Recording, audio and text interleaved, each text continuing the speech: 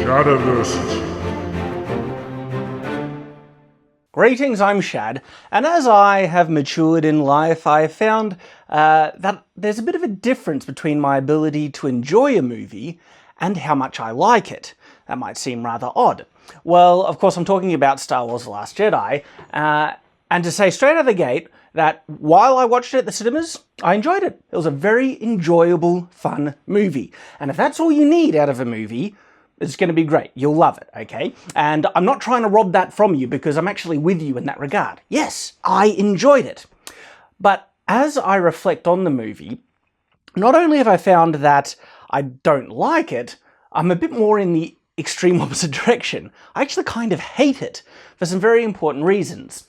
And this was very much, well, not nearly as much as The Last Jedi, in regards to my thoughts on The Force Awakens. I enjoyed The Force Awakens quite a lot, but the more I reflected on after it, and especially when I watched it a second and third time, I wasn't able to enjoy it as much. You see, the things that can make a movie really enjoyable are the impressive visuals, the action, the fun, and the humour. But once you've seen all that, okay, when you get the exact same thing when you watch the movie again, it doesn't have that initial impact, so you're not going to enjoy it as much. What are the things that will make the movie likeable and last longer, separate to the visuals and the jokes and other things like that? Well, it's the characters, the plot, what's actually being, what is this story about? And this is why I love Rogue One. Rogue One was a great movie. In fact, I enjoyed Rogue One more the second time I watched it, more than when I watched it the first time. So clearly something was done right with Rogue One, and I think actually has far more substance, okay, it makes it a better film, absolutely, than both The Force Awakens and The Last Jedi. So, and I want to explain to you why I hate The Last Jedi so much, and because it's very disappointing. Unfortunately, this is not a movie that's going to last long. I have no intention of buying it because I know I'm not going to enjoy it. The more I think about it, the more issues I find that I have with it. Now, moving on from this point, spoilers, okay? Big spoilers for The Last Jedi and also spoilers for The Force Awakens, though there's higher chances you've seen The Force Awakens. These two movies destroy, in quite an effective manner, the legacy of the original trilogy. You see, what did the original trilogy establish? Peace, order in the galaxy, and also heroes. There were heroes as a result. Luke, Han, Leia, the big ones. Of course, Chewie, you know, is there, but he doesn't have much of a... He does, but doesn't, you know... Now, there's nothing wrong with wanting to pass on the torch to a new generation. That's what Ben Kenobi was doing with Luke. But destroying what made those characters good, okay, their morality, in the process, betrays, you know, the fan base, essentially, and also what that character was about.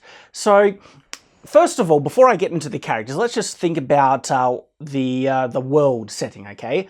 The Empire was supposed to be destroyed, and this is a really big plot hole, a serious one, with The Force Awakens, okay? Battle of Jakku, Empire was destroyed. Like, to this day, I don't understand where the First Order comes from. Not only where they come from, okay, they have a massive army. So much resources, they were able to build a base, what was it, like 100 times bigger than the Death Star, to the point that it had its own gravity and was basically a planet? That's massive resources, okay? I'm not even sure the whole Republic would have been able to build something like that, but First Order clicks their fingers, bang, they got this really big thing. Not only that, it's just such a profoundly stupid thing. We build a Death Star, it gets destroyed. All right, don't worry, we'll build a second one, it gets destroyed. You think they might have figured out that, you know, devoting all these resources to this one big gun things that are so... And another reason why I liked Rogue One is that it explains such a massive plot hole that such a huge base was so easily destroyed with a single gun, okay? But then they undermined that with The Force Awakens, with destroying the Starkiller base so easily, and also in the Return of the Jedi, the second Death Star was also destroyed relatively easily as well. Now, does this ruin a movie, just like with this really stupid plot point? Well, no, you will be able to enjoy the movie, like I've mentioned, but it undermines the whole reason for what this is happening, okay? And you might say, yeah, that's fine, okay? Let them get away with these ridiculous plot holes. My issue is I think you should feel a little bit insulted by that, all right? Well, there is this perception in Hollywood that the audience are idiots and they can just do stupid things in plot, setting, characters, whatever. If we just give them flashy lights, okay, CGI, whatever, and a couple of jokes here and there, we'll make a great movie and make heaps of money. Now, they'll make an enjoyable movie and make heaps of money, but they're not going to make a great movie, okay? Making a great movie means making something with intelligence and substance behind it, something that will stay with you, something that maybe even you learn a lesson from. There's messages in with it that's uplifting, so much so that this is the type of movie that you want to show your kids. And the original Star Wars trilogy, like, that's a generational thing. My dad showed me the original Star Wars trilogy when I was a kid, loved it. And guess what?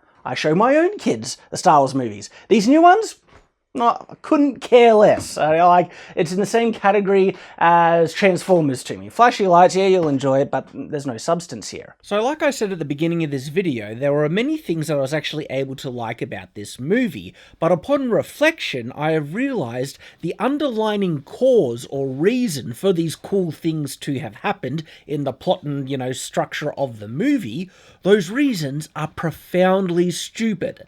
And let me just quickly go through the list with you. The appearance of Yoda was a really cool part in the movie, but it was undermined by the terrible rendition of Luke's character, which I'll speak more on a little bit later. The next really cool thing in the movie, Kylo Ren's kind of switch or betrayal of his master to help out Rey. And then Kylo doesn't actually become a good guy, it was the basic standard Sith playbook move of kill the master and take his place. And then he remains as very much a whiny, self-conflicted character with no real confidence in himself, and is not a convincing, scary villain to me. But if he became a confident hero because he was questioning his bad guys, and there was almost a setup that because he tried to kill his own mother, but then he stopped himself, there was a setup for him actually being a good guy, but then they abandoned that. And that undermines that switch, the time he helps out Rey in that scene. The way that Kylo Ren switches sides also undermines Snoke's power, and Snoke is just a throwaway in this movie as well. They've given up on him, clearly. Next is the actual fight scene itself, which was a really cool thing with Rey and Kylo working together.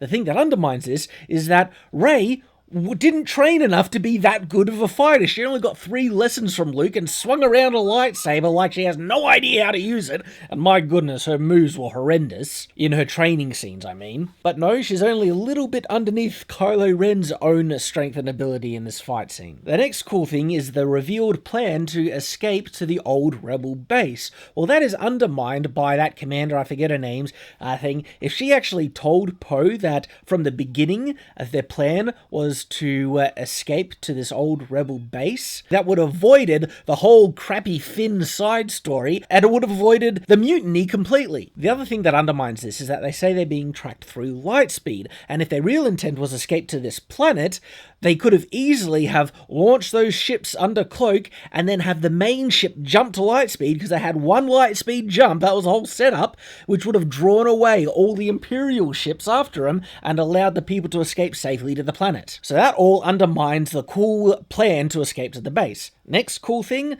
the light speed ramming, okay? That was a cool thing, but the whole setup was done in the context of the Star Wars technology, and it created the question that if ramming a ship at light speed can go through shielding and be so effective, why on earth has no one been using that as an effective weapon previously? Like, say, light speed ramming ships into the Death Star, it goes through shielding, so that could have been quite effective. Also, the ship could have been put on autopilot to do this.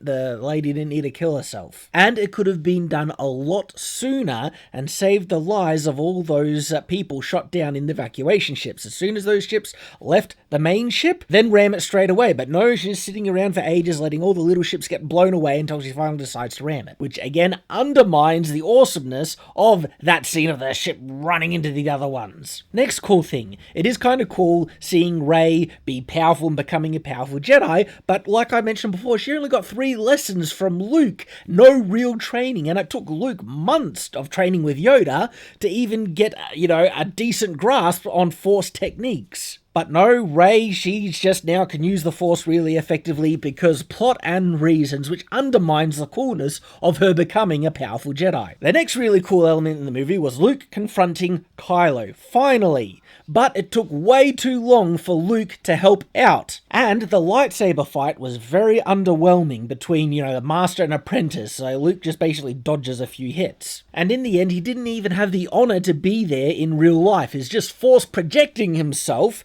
and if that was to save his own life, to cause things, but he ends up killing himself anyway as a result, so if he was going to die anyway, he should have gone there in person, which would have had a much stronger emotional impact. And he might have actually been able to do something substantive in stopping the First Order than just delaying them so everyone else could escape. He might have actually been able to, say, kill Kylo, or take out a few of those AT gun things, something like that, do something that actually had a proper effect instead of just a delaying tactic, because it was going to die anyway, so he could have done something a bit more effective, which undermines that cool confrontation. And then there is the cool new Force powers that appear, which does seem kind of cool, because magic is cool, but without consistent rules in what the Force can do, the Force becomes a MacGuffin device in the plot, where it simply does what the plot needs, which robs the suspense and struggle the characters need and should have based on their abilities. It also undermines the powers of all Jedi that came before them. I mean, why couldn't they use these powers? Yoda even says he's read the texts of the ancient Jedi temple,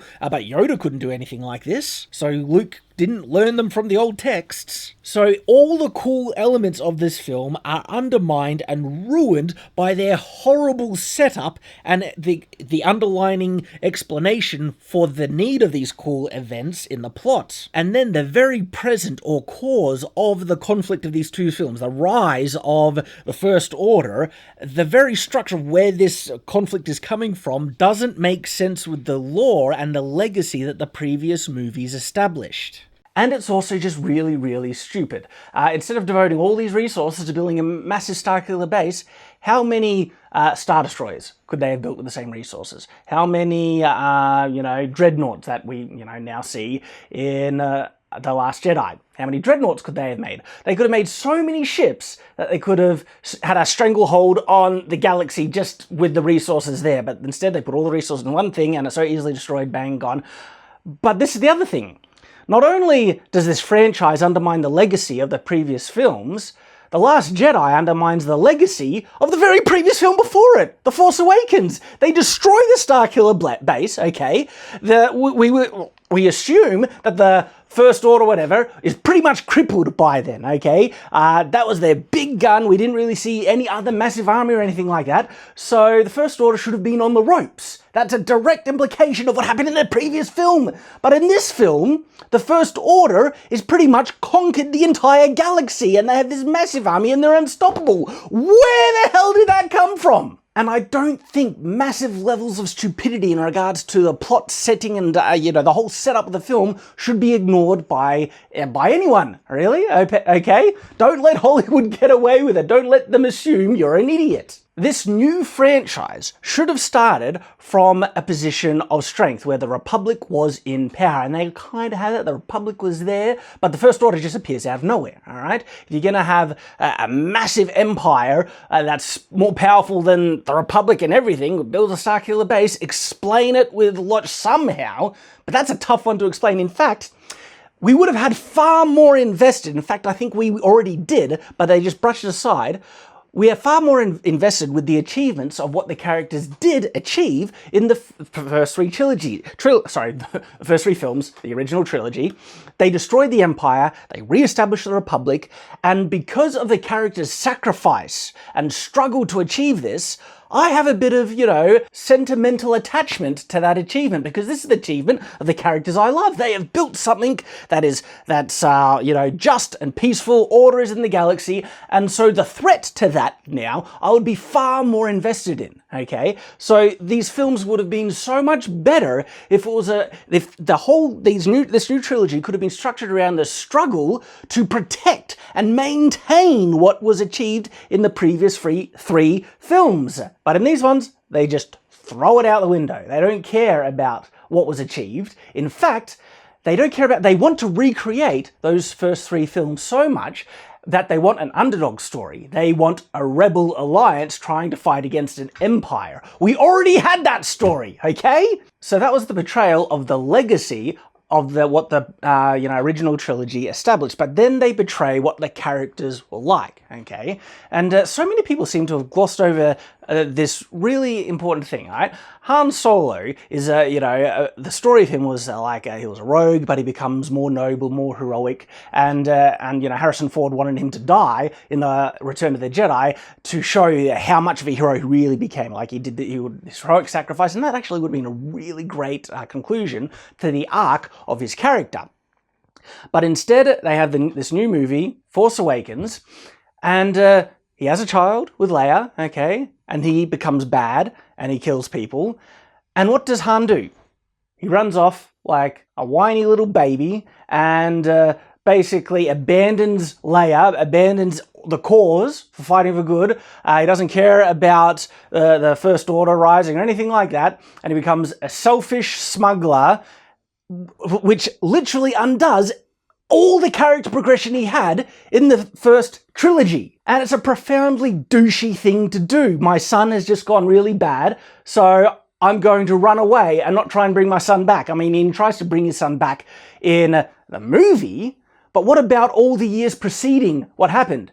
He was a dirtbag dad who abandoned his family because he was a selfish jerk, which is not in line with what the character became. Betrayed Han Solo's character completely. And then they've done that again with Luke Skywalker. The thing is with Luke Skywalker, there is actually some precedent with him having an issue with the Jedi. And because Luke Skywalker, he is a hermit, and ever since Kylo Ren betrayed him and everything like that, he's become disillusioned. Now, the justification for this can be logical in the sense that the Sith only seem to come around when they're a Jedi. In fact, except for Darth Sidious, all the evil Jedi people, or all the evil Sith, seem to have been Jedi first. So there's a bit of an argument that if you take away the Jedi, you take away the Sith, and these are the main players in, destroying galaxies and planets and stuff like that. So if you take away the Jedi, Luke's logic could be that you also take away the Sith. But he never says that implicitly. Instead, big spoiler again, but you should, already know this, so too bad. They have Luke being willing to murder his nephew on the off chance that the fact he might be starting to turn to the dark side. Think about the massive flip that is from the Luke Skywalker of Return of the Jedi, where far from someone just entertaining thoughts of a dark Jedi, you have the second most evil person in the galaxy, Darth Vader, and Luke thinks he can redeem Darth Vader.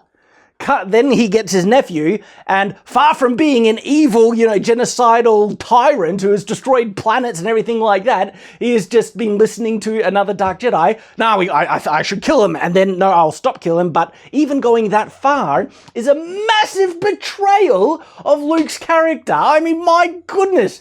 This new trilogy is just dumping on the legacy of the original trilogy. When I read 8, I told Ryan, I fundamentally disagree with virtually everything you've decided about my character. The betrayal of common sense on so many parts of this film is staggering, which makes it a dumpster fire, an abomination against intelligence, okay? And the people who make this film, I guess they're hoping that the audience is going to be stupid enough to let it slide. Now, I'm sorry, if that doesn't bother you, I'm not saying you're stupid, because you can enjoy the film if you ignore this stuff. And if you don't need that out of a film, that's fine. I need it in the film, okay? I need the reasons and the cause for everything in the movie, and not even everything, maybe half, some, or the most important parts in the movie. I need the reasons underlining them to make sense. Otherwise, it robs that foundation, and the characters doing these cool things. It makes no sense. Why are you doing that? You're just being stupid. Now, I can continue on pointing out the staggering level of plot holes in this film for a whole extra hour. I won't, but I will mention just like one, a classic example, is the fact that, when they're trying to send the ships away onto the planet, and the main ship is going to be a decoy, these ships being sent away are cloaked. Okay, they're cloaked. cloaking technology has already been established that exists in The Empire Strikes Back, when the Millennium Falcon flies at the Star Destroyer and they disappear. They say no ship that small has a cloaking device, which kind of implies that the ships that are evacuating are too small to have cloaking devices, but there's a little bit in the future, so maybe they have the technology to put cloaking devices on these ships, so fine, I can let that slide. So cloaking technology, it exists.